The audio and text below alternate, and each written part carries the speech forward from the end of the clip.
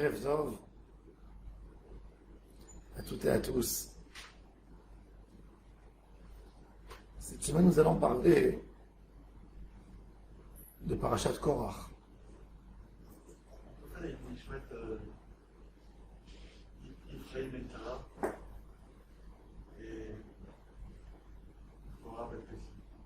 Amen.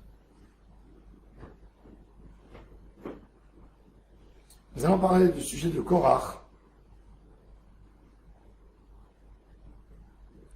Korach, une des personnalités les plus importantes du Ham Israël. Si Korach a réussi à monter l'intégralité du peuple contre Moshe Rabbeinu, c'est-à-dire qu'il était un homme important, c'est-à-dire qu'il ne manquait pas du charisme, qu'il était un homme très très influent. Imaginez-vous que Korach n'aurait pas fait l'histoire qu'il a fait à Moshe. Certainement qu'il aurait été choisi comme son successeur, puisque c'était l'homme le plus puissant du Ham Israël après Moshe. Puissant parce qu'il était riche, puissant parce qu'il était sage, puissant parce qu'il était tzaddik aussi. C'était un des porteurs de l'arche. Le Kohen Gadol faisait tellement attention quand il rentrait au temple. Dans l'endroit où il y avait l'arche, au premier temple, dans le second temple, il n'y avait plus d'arche. Mais ça s'appelle toujours Kodesh HaKodashim. Le Kohen ne restait pas longtemps pour ne pas faire peur au public.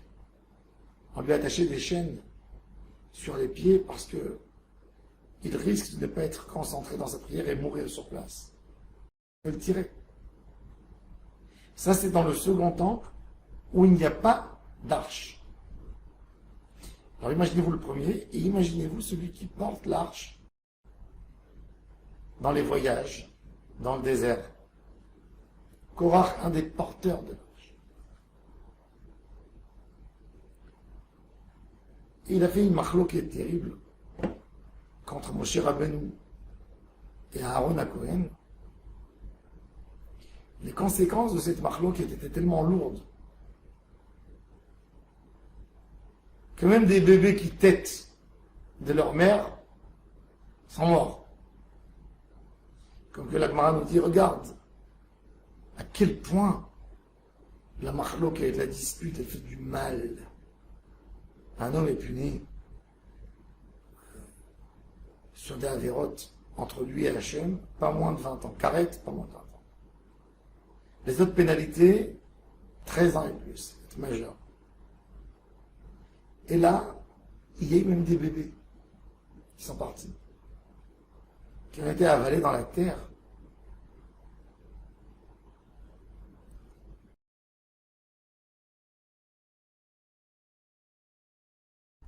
Toute personne a peur de ça. Quand quelqu'un il commence une dispute, est-ce que vous pensez que il pense que tout va se terminer en un rien? Non. Il sait que ça va se terminer très mal. Tout le monde sait. C'est pas... faut pas être intelligent d'une manière remarquable pour penser que ça va se terminer bien. Toujours c'est censé se terminer très mal. Alors pourquoi on fait une machloquette? Pourquoi la machloquette est tellement fréquente partout? Dans les foyers, entre frères, entre cousins, entre familles, entre père et son fils, entre le fils et son père, entre lui et ses frères, entre lui et ses collègues, entre lui et ses amis à la synagogue, entre lui et ses voisins. Parce que tout le monde sait à quel point c'est dur le conflit, le débat, les disputes. Alors, pourquoi on va vers eux?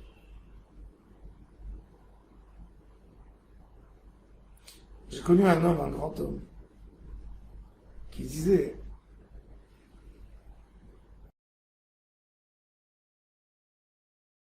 il a peur de beaucoup de choses. La chose de laquelle il aurait dû avoir peur le plus que tout, c'est de lui-même, c'est de se voir au miroir. Combien de fois un homme il fait des choses terribles que lui, avant de le faire, n'aurait jamais cru qu'il serait capable de le faire. N'aurait jamais cru qu'il serait capable de le faire. Et il le fait. Et ça fait peur. On est comme un homme qui souffre d'une maladie, d'une allergie terrible, que chaque seconde, ça peut déclencher et il peut tomber dans les pommes, il peut s'évanouir. Vous avez des gens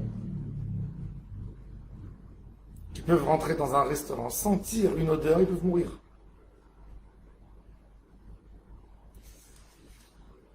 Alors comment ça se fait que ces gens sortent quand même? Parce qu'ils ont dans la poche toujours une piqûre. Que dès qu'ils arrivent dans ces endroits, s'il y a une allergie ou quoi que ce soit, hop, ils se font piquer. Et ils s'en sauvent. C'est-à-dire que l'homme n'a pas peur du moment où il sait qu'il a de quoi être sauvé. Nous avons la Torah. On a une piqûre. Hachem nous a donné une piqûre extraordinaire pour être sauvé de soi, pour être sauvé des malheurs que la personne peut amener sur soi. Combien des malheurs. Rien qu'avec la bouche, combien des malheurs l'homme fait. Alors, pourquoi chez nous, chez les humains, pourquoi c'est pas évident qu'on s'éloigne tous de la marloquette? Pourquoi? Et si vous allez me dire que la personne ne connaît pas le résultat, ça c'est valable pour la première fois qu'il s'est disputé avec sa femme après le mariage. Et pourquoi ça a déclenché la deuxième? Et comment ça se fait que la deuxième dispute est arrivée? Si tu as vu les résultats, tu as vu ce que ça peut faire. Pourquoi tu te redisputes une deuxième fois? Tu sais c'est quoi une dispute dans ta vie? Tu as vu? Tu as vu quelque chose? C'est pas que tu n'as rien vu. Tu as vu? Alors, où es-tu? Alors, qu'est-ce qui fait de nous, qu'est-ce qui nous donne cette envie de faire marloquette comme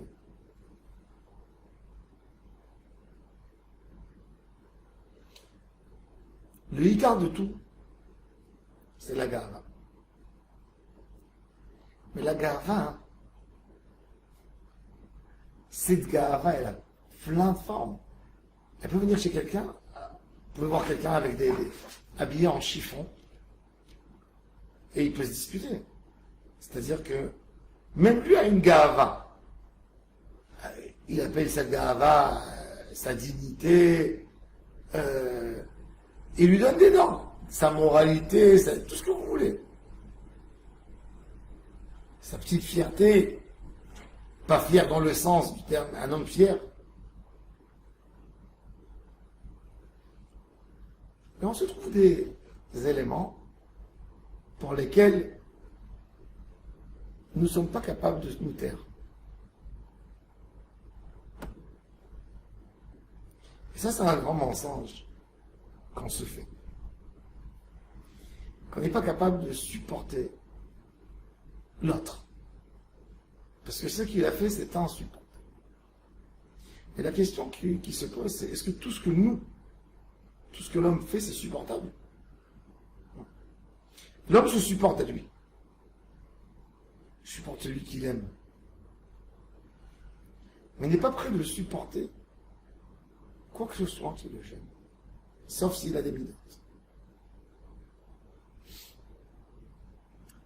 Et le problème, le plus grand des problèmes, c'est que nous ne sommes pas conscients des problèmes qu'il y a chez nous, dans notre conscient et dans le subconscient. Comme nous ne sommes pas conscients, quand il y a quelqu'un qui nous dit « Tu sais, cette critique, cette dispute que tu es en train de faire, c'est parce que tu es comme ça. » Et je dis « Pas du tout. Complètement faux ce que tu es en train de raconter. Moi, je suis un homme honnête, je suis un homme correct, et c'est pas ça qui me fait mal comme que tu le penses, c'est plutôt tel comportement que je ne peux pas supporter, etc. »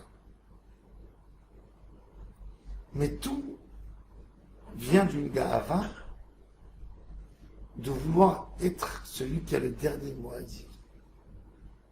Celui qui veut être écouté absolument. Celui qui veut imposer ce qu'il a imposé. Dans cette histoire de Korach avec Moshe Rabbeinu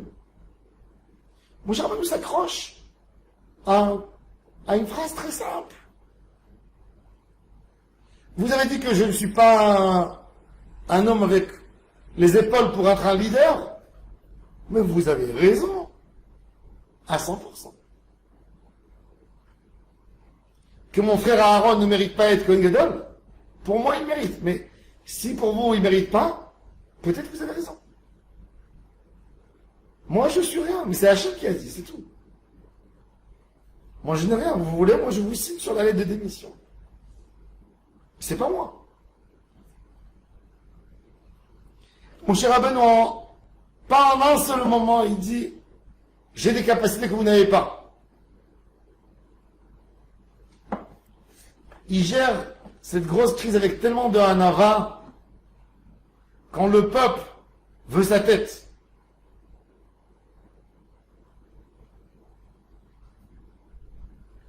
Mais Korach, il s'éloigne de l'âne. La Gemara a dit, comment Korach a eu cette idée, entre guillemets, stupide, d'aller faire la guerre contre Moshe Rabbeinu. C'est pas un idiot, Korach. Il est tout sauf idiot. Comment il a décidé d'aller faire la guerre, de déclencher une guerre? Et si Moshe a raison? Parce qu'en fait, même si Korach n'aime pas trop Moshe, tout le monde est d'accord que c'est Moshe Rabbeinu qui a amené les 10 plaies? Hein? Oui. Tout le monde est bien d'accord que c'est Moshe qui a ouvert la mer? Tout le monde est bien d'accord que Moshe a fait descendre l'étape de la loi? Alors, comment tu oses à avoir affaire avec cet homme? C'est comme si je te dis aujourd'hui, pour des gens simples d'aujourd'hui, va te disputer avec Baba Saleh. Ah, il tremble. Même si, admettons, il avait une voisine, je sais pas moi, qui n'était pas contente du bruit. Est-ce que vous pouvez imaginer un voisin qui va lui appeler la police? Ou, je sais pas moi, qui va venir me dire, non. Compliqué. Un si grand homme. Et là, Korach, il sait pas c'est qui Moshe, il sait très bien. La Gemara a dit que Korach, un jour, regardait du feu qui sortait de lui. Et il a vu qu'il allait avoir un enfant, un de ses descendants, pas un enfant direct, qui était plus grand que Moshe et Aaron. C'est qui? C'est le prophète Samuel. Samuel, c'est un descendant direct de Korach. Et il a dit, eh ben, si j'ai une si grande puissance qui sort de moi, je ne savais pas c'est quoi exactement, je peux m'opposer à eux. Il n'a pas compris, il n'a pas vu un peu plus loin, que c'est pas lui, son petit-fils. Mais de cette phrase, la Gemara du Talmud, il y a des sous-entendus extraordinaires, exceptionnels. Le Talmud nous dit que quand quelqu'un il a quelque chose qu'il voit, il se dit je vaux. Quand quelqu'un se donne une couronne, d'accord, se donne des compliments et se dit je suis le meilleur, je suis le plus bon, il va à l'extrême des extrêmes et une gava, elle lui enlève toutes les dimensions de proportion. Et il est sûr que c'est lui qui va gagner. De là, on peut comprendre un peu, quand on voit le caractère humain, on peut comprendre un peu la folie qui a attrapé les 250 qui voulaient remplacer Aaron à Cohen. Ils étaient 250 à demander à avoir ce titre de Kohen Gadol. Cher Rabbeinu nous leur dit, vous allez amener demain tous faire le travail simple de la Kétoret, d'allumer les encens. Maintenant, vous connaissez la règle qu'un Kohen, c'est à lui de faire. Et si c'est pas un Kohen, il est Chayav Mita. Donc vous allez faire, celui qui est le vrai Kohen va vivre, tous les restes vont mourir. Eux sont 250, Aaron c'est le 251e personne. C'est pas des élections que tu t'es présenté, tu as été élu, il y a un qui est élu, et puis les autres quand même. Ils sont respectés, ils sont dans l'opposition, ils sont au Sénat, ils sont au Parlement. Même s'ils ne sont pas là, ils sortent dehors. Là, celui qui n'a pas été choisi Cohen, il meurt. Il meurt. Maintenant, il n'y en a qu'un qui va sortir Cohen Gadol sur 251 personnes. Il va y avoir 250 morts demain. En proportion, ça donne combien? Pour être élu. Moins 15%. 1 sur 251. C'est-à-dire 250 personnes vont mourir. Comprenez ça? Et chacun d'eux est prêt de jurer qu'il sera élu. Comment on peut comprendre une chose pareille? Comment on peut comprendre? La réalité, c'est qu'on ne peut pas comprendre. Parce que, comme il dit le Réhem, quand une gava en devient obsessif, ça devient comme un homme ivre avec une bouteille de vin sur sa table. Tant qu'il n'a pas vidé la bouteille, il ne sera pas calme. Il a soif, il calme sa soif avec encore. Et encore, la tête elle tourne. Arrête-toi. Non, plus encore.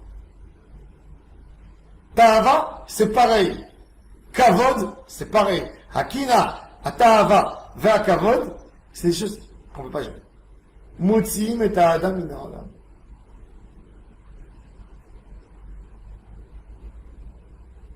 Un jour, je suis passé à côté d'une... il y avait ici, en face. Là. Je suis rentré. Pour faire des événements, il y avait une station de loterie. Ils vendaient des trucs en gratte, vous savez. Je vois un certain monsieur, moi je le connaissais parce qu'il venait ramasser de la tzedaka. Je vais prendre les tickets de 50 shekels, comme ça il gratte. 1, 2, 3. Il en a fait, je sais pas moi, pour 2000 shekels. Le gars, après 10 minutes, il avait perdu 2000 shekels. Il me dit, maintenant, ça y est, maintenant. Je le voyais avec le feu dans les yeux. Mais si tu n'as pas gagné une fois, pourquoi tu vas gagner une deuxième? Ça, c'est de la ta'ava. C'est plus l'homme qui raisonne. Quand vous avez 50 personnes qui font une partie de cartes, il y a un qui va tout prendre. Chacun des 50 est sûr que c'est lui. Ça, c'est de la ta'ava. Il n'y a plus aucune logique. Il n'y a plus de logique. Dans ces moments-là, c'est pas la logique qui parle. C'est que de la ta'ava à 100%. Akina ve'a ta'ava ve'a kavod motziim et adam mina olam. Il ne le laisse pas penser. Il n'a aucune autre pensée, sauf celle qui lui dit qu'il sera le meilleur, qu'il sera élu. Aucune autre pensée. D'ailleurs, ça veut dire qu'il n'y a pas une deuxième opportunité. Peut-être que tu vas perdre. Les hommes politiques, quand ils font une campagne politique, il n'y a pas peut-être que je vais perdre. La majorité d'eux font même pas de discours. Prépare pas un discours, peut-être qu'il va perdre. C'est les conseillers qui préparent, c'est pas eux. Lui, il va gagner.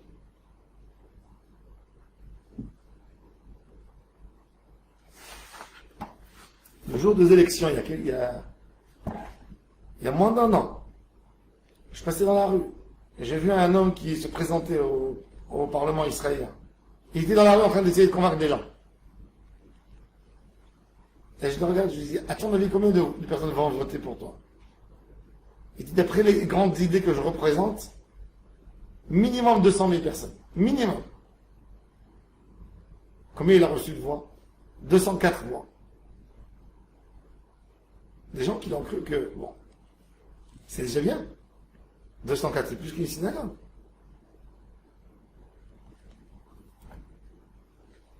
Combien d'argent il a mis? Combien d'énergie? הקנאה והתאווה והכבוד מוציאים את האדם מן העולם. מן העולם, il sort, il n'est plus là. Et c'est pour ça qu'on demande à Hachem Yitbarach de nous éloigner de la marloquette. Parce que quand on est dans la marloquette, on ne peut jamais programmer comment ça va se terminer. Parce qu'on sait qu'on rentre dans un endroit où on n'est plus nous. Quand on n'est plus nous, il n'y a aucune logique qui joue.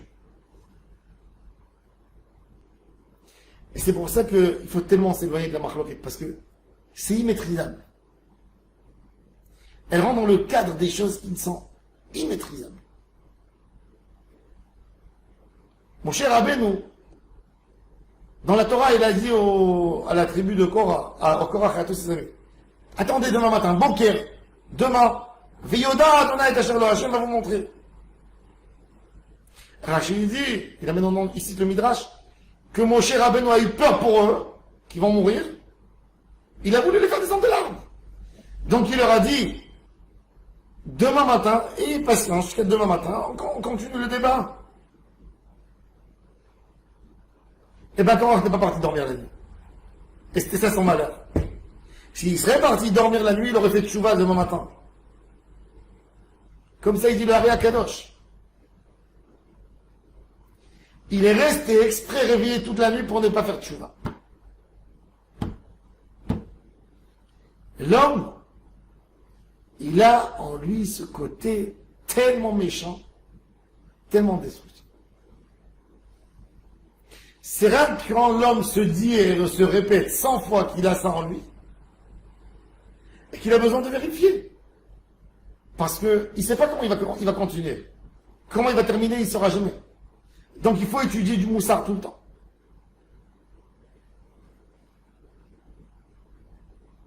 Rabbi Israël Salanter a tellement demandé de ne pas étudier le moussard comme un lecteur qui veut élargir ses connaissances. Il dit, tiens, il y a une super belle idée mentionnée dans tel livre. Il y a un super Dvar Torah ici. Non, c'est pas comme ça qu'on étudie. Le moussard, tu dois reprendre un texte, répéter 100, 150, 200 fois, qui rentre dans ta neshama, expliquer à ta neshama, oh, ça, il faut s'éloigner. Et là, quand tu aurais expliqué, là, il commencera à faire un effet sur ta neshama. Commencera. On a tellement besoin d'étudier du moussard. Tellement besoin, parce que même un grand homme comme Korach peut tomber.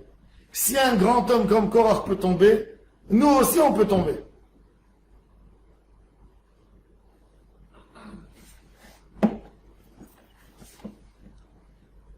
Le Midrash raconte sur On Ben Pelet, de la tribu de Réhouven. C'était un des opposants de Moshe, il s'est allié à Korach.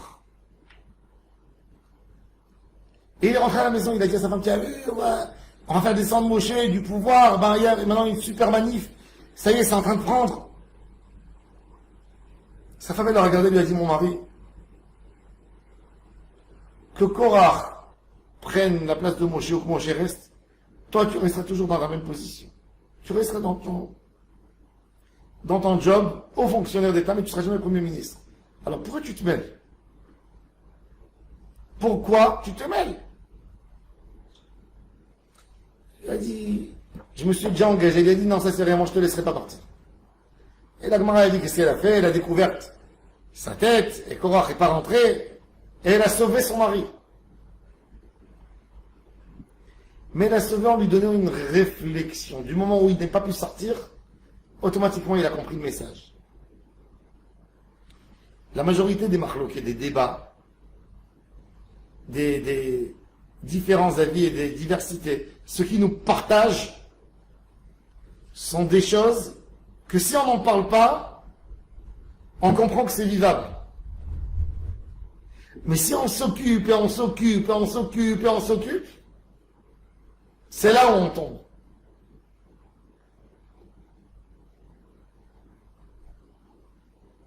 Toute l'histoire de Korach, c'est ça. Cette impatience, vraiment impatience, de laisser de la place à l'autre. Impatience de penser sur ce que je veux faire, d'avoir un objectif. Et c'est pour ça que même après la punition de Korach, ce qui est très bizarre, contrairement à tout, le peuple, quand il y a eu cette histoire de Korach a été puni. Mais il a été puni d'une mort la plus atroce possible, que vous ne pouvez même pas vous imaginer. Est-ce qu'il y a un être humain qui peut s'imaginer la terre qui ouvre une grande bouche et hop, tout ça va et elle ferme. Et on entend les hurlements et les langues de feu. Nous, on aurait pu penser que qu'est-ce qui va se passer tout de suite après le décès de Korach? Tout le monde se tient à carreau, n'est-ce pas? Eh ben non. Une manifestation sur Moshe Rabbeinu et Aaron a connu, vous avez tué le peuple d'Hachem. Ce qui s'est jamais passé ni dans les explorateurs ni dans rien. Et vous avez vu les paroles de Moshe que de Hanava, c'est pas moi, c'est Hachem qui m'a envoyé, moi je n'ai rien. Quand on rentre dans une marloquette, c'est tellement pas logique. C'est plus toi. Et c'est pour ça que tout homme doit se sauver de la marloquette, parce qu'il ne sera plus lui. Quand il commencera la marloquette, il ne sera plus lui. Une autre personne. Complètement une autre personne. Il agit comme un fou.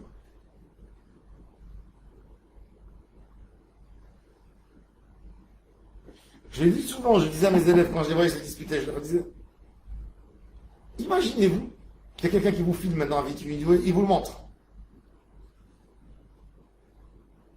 J'avais un ami qui m'a raconté qu'un jour, quand il était à la yeshiva, il s'est disputé avec un ami. Et l'ami a couru derrière lui pour le frapper. Donc il est rentré à la synagogue et il tournait autour de la théba. Et l'autre, il bousculait les livres et les choses sur lui. À un moment, le roi est rentré au Beth Midrash. Il a entendu du bruit. Il m'a dit, on a gelé comme des colonnes. Et le rave, il a dit, mais si c'était tellement justifié de le frapper, cours derrière lui le frapper. Frappe-le même là. Pourquoi tu t'es arrêté? C'est tellement justifié ce que tu es en train de faire. Bah continue. Tu voulais aller le frapper. Si tu trouves que c'est justifié, frappe-le devant Dieu. Pourquoi pas? Pourquoi tu as honte de moi? C'est justifié.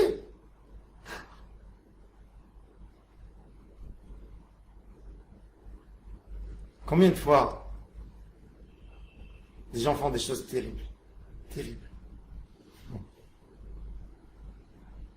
Et ils ont tous les justifiés. Ils en honte. Si c'est tellement justifié, bah fais. Mais tu sais, en toi-même, c'est pas justifié. Et c'est pour ça qu'il n'y a pas une mitzvah contre ça que étudier du moussard, que avec du vitour et qu'avec de leçons. Parce qu'il n'y a rien qui nous prépare au moment où on va décider de s'entêter sur quelque chose. Il n'y a rien qui nous prépare au moment où on sera vexé, où on voudra se venger, où on voudra rendre, où on voudra obtenir un kavod. Rien. Et comme on n'est pas prêt, on agit d'une manière très mal. On raisonne faux à 100%. Et c'est pour ça qu'on a besoin de tellement s'éloigner de la machaloket. C'est pour ça que nos sages, tellement ils parlent de ça.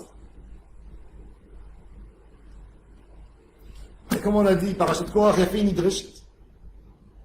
Il a fait une hydreshet, c'est-à-dire qu'il est actuel dans tous les endroits. Quand tu parles de machloket, c'est l'actualité. Shalom Bay, c'est l'actualité. Problème des machloket, c'est actuel. Et c'est pour ça qu'il faut travailler justement sur cette mida. Ne pas avoir ne pas avoir raison toujours, ne pas être celui-là que toujours, il doit dire le dernier mot. Avant de la hanava, comme il dit Ramban, une des choses déjà, c'est s'habituer de ne jamais parler agité, hausser le ton, même dans des moments de joie. Parce que du moment où tu es agité, de passer de là à là, c'est très facile. Combien de fêtes, combien de tables de Shabbat, elles se cassent pour des petits trucs de rien du tout. Pour un mot, la femme se lève de table, l'homme se lève, les enfants se lèvent. Pour un rien. Un rien. Ça, c'est la force de Mahlouket. C'est pour ça que la Torah, elle a mis un lave, ne pas être comme Korach. Elle n'a pas dit ne pas faire Mahlouket. Elle a dit ne pas être comme Korach. Korach, il avait tous les arguments, des beaux arguments. Mais c'est Korach. La Torah, elle dit attention, ne sois pas comme Korach. Korach, son débat était complètement spirituel, il voulait être Kohen Gadol. C'est pour ça que le Ari Kadosh il dit que quand Mashiach va venir, il sera Kohen Gadol à un moment. Il en a tellement voulu. Il aura la c'est son kiff.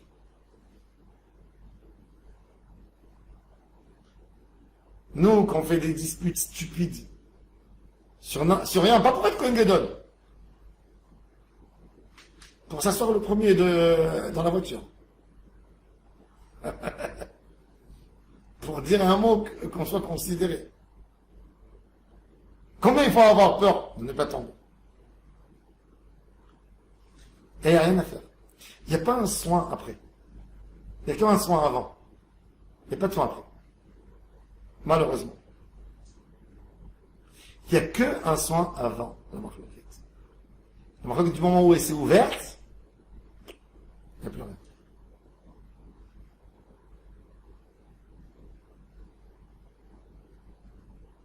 Combien de témoignages on a vu, combien de choses. Un jour, j'étais avec le Rav Amar, on était au tribunal, et on a vu des gens qui ont divorcé avec 8 enfants. 8 enfants, vous savez ce que ça veut dire 8 enfants. Des jeunes en bas âge. Le premier n'avait pas 20 ans. Un couple religieux. Et le Rav avec des larmes. Il demande à la femme d'où ça a déclenché cette histoire, qu'est-ce qui s'est passé? Elle lui dit, ça s'est passé sur un verre d'eau qui m'a demandé à 11h du soir, j'étais rentré dans mon lit. Et il dit, je suis fatigué, prends-toi ton verre tout seul. J'ai assez travaillé. Il lui a dit, qu'est-ce que tu as fait dans la journée? Qu'est-ce que ça veut dire, qu'est-ce que j'ai fait? J'ai fait des sandwichs, j'étais toute la journée sur mes pieds. Non, moi aussi j'étais. Tu te lèves et tu m'amènes. Elle lui a dit, non. De là, ça a tourné. C'est arrivé à un divorce. De quoi? D'un verre d'eau. Un verre d'eau. Ça fait peur. Ça fait peur, comme que j'ai dit au début du chino, où l'homme peut arriver. Cet homme, quand à 10h du soir, c'était pas à 11h, 1 heure avant, il savait pas qu'il est capable d'obtenir un divorce. C'est dangereux. L'homme a tellement de force de mal en lui, en puissance. C'est un virus qui se réveille, tout d'un coup. Une envie folle. Des dangers, tous les moments. Rien que quand on a compris à quel point on est dangereux, nous tous, à quel point nous sommes dangereux, à quel point dans le potentiel, on a tous en nous toutes les mauvaises choses. Eh bien, on doit apprendre le moussard. On doit se préparer. Le moussard, c'est le médicament qu'on a dans la poche, la piqûre. Pour nous aider, pour nous sauver. Hachem Yebezren, pouvoir étudier, de pouvoir se préparer pour ne pas foutre.